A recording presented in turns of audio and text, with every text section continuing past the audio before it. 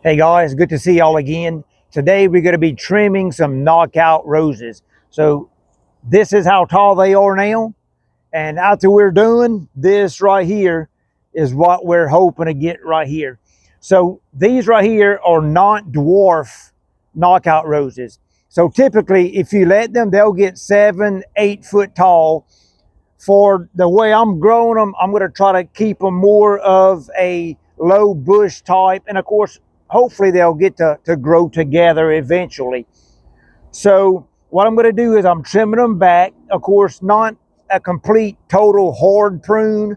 Normally, if you could trim them back to 10 to 12 inches off the ground. And of course, that would allow a more denser bush. I'm not going to quite go that harsh with them yet, so I'm just going to knock them back. So right here, we are looking at about, on average, about 4 foot tall. I'm going to probably cut them back to about 2 foot. So that's about half.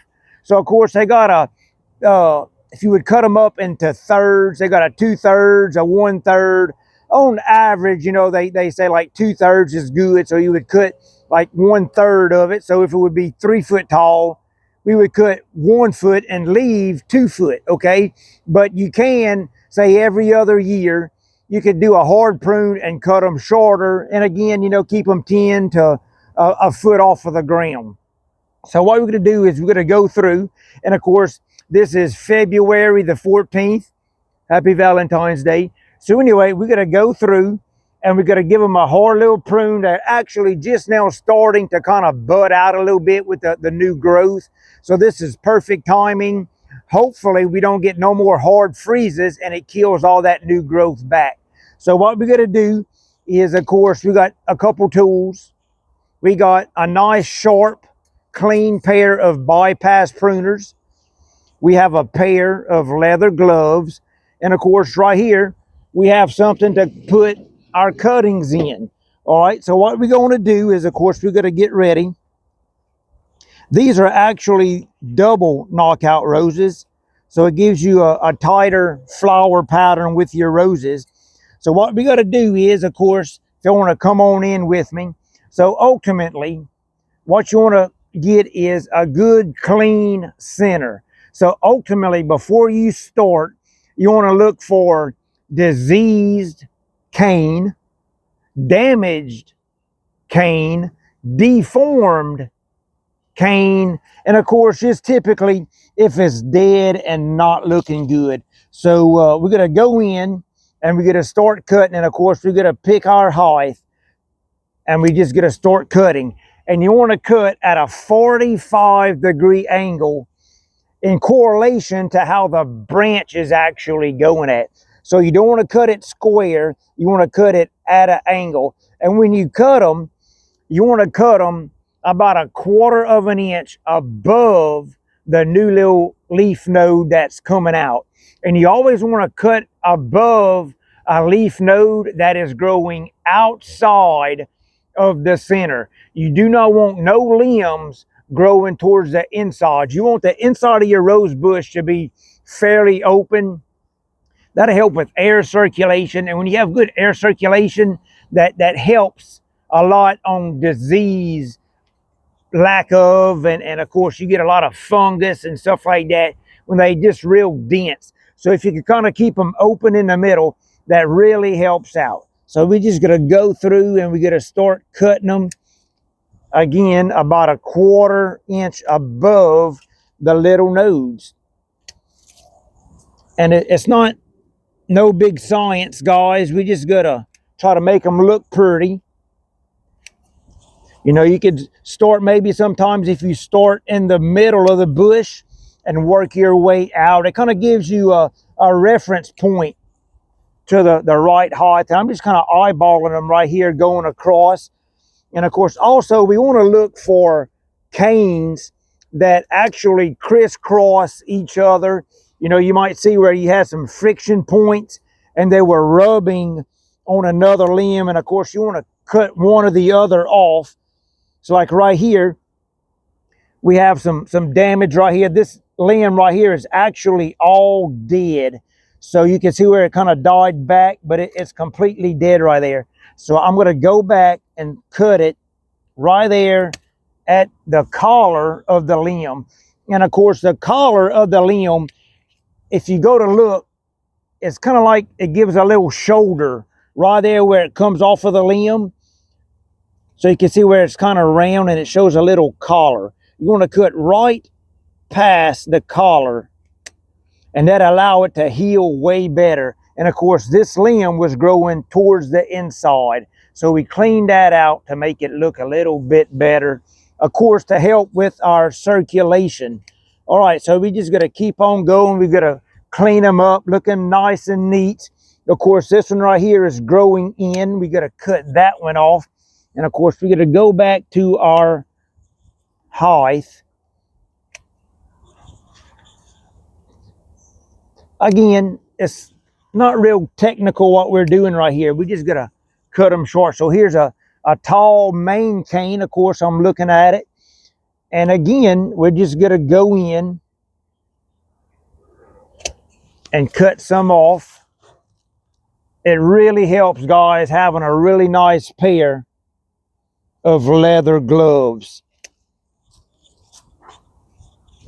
Because although they are knockout roses, they are still full of thorns. All right, we doing good right here, guys. Looking really nice. Cleaning them all up.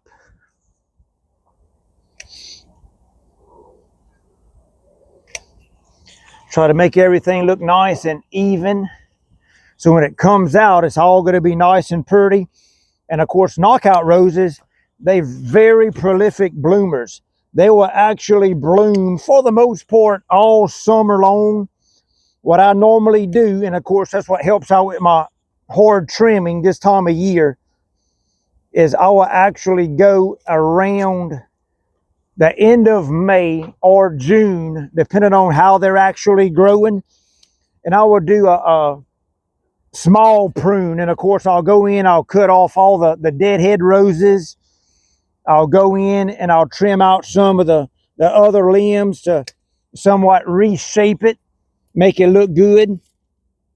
I want to cut off all the smaller. So like right here, this was what I was talking about, where you have one limb actually growing on the other one. And when they rub together, it actually would rub a hole in the bark.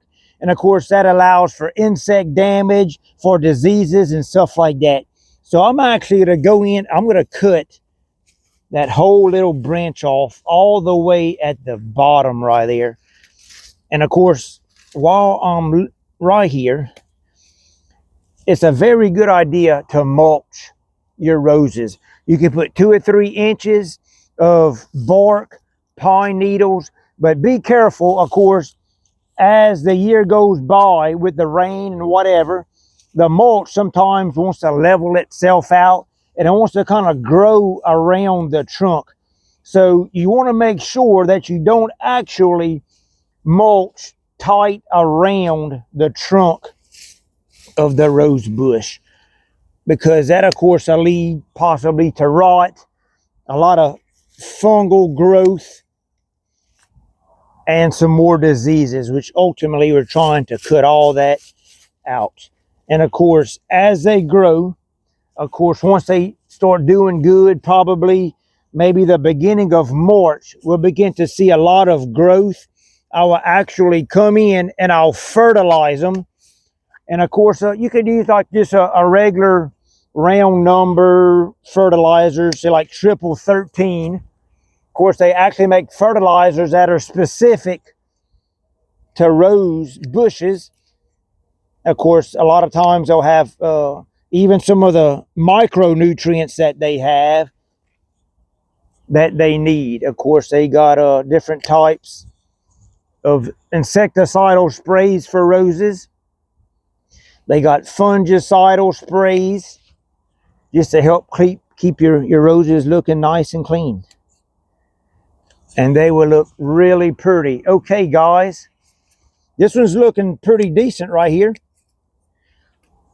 So as you can see, the inside of my rose bush is relatively open. You know, there's no limbs, there's nothing crisscrossing There's nothing growing towards the center for the most part.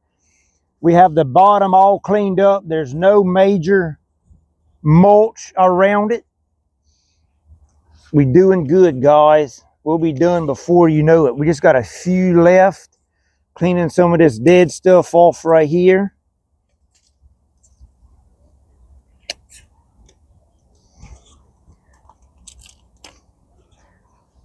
Reach in there. Of course, y'all don't get too excited. Y'all gotta be wary of these thorns right here. Them bad boys is tough. All right, y'all. How's that look? Looks all right? All right, so we're just gonna continue on. And of course, if you wanna draw you an imaginary line going across, and bam, we gotta start on this other one right here. Same thing. We just gotta go ahead, keep on cutting across, and we gonna get it done. So we gotta move on ahead, and I'm gonna show y'all the end product and what we're gonna be looking like right here. All right, guys, how's that look?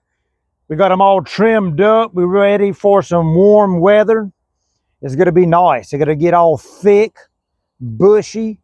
What I did notice is this very last one on the end right here, it was a little scraggly looking, and this is the reason right here. I have a big red honeysuckle that actually needs to be trimmed. It grows crazy fast, but the hummingbirds just love them, you know. So this might be my next project of cutting that down and trimming it up. But this is it. So again, probably when they start coming out good in a month, I'll throw some fertilizer on them. So I trimmed them all up. We're gonna fertilize them.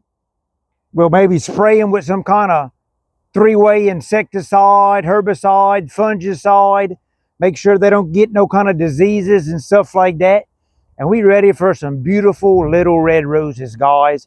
So that's about it on this little project. We got many more. It's springtime. Everybody's excited, you know. So again, it's February. Hopefully the frost and cold temperatures just kind of disappear and we springtime again. So that's it, guys. Y'all give me a like, a thumbs up, and y'all could even subscribe, and I'll see y'all on the next one. Y'all have a good day.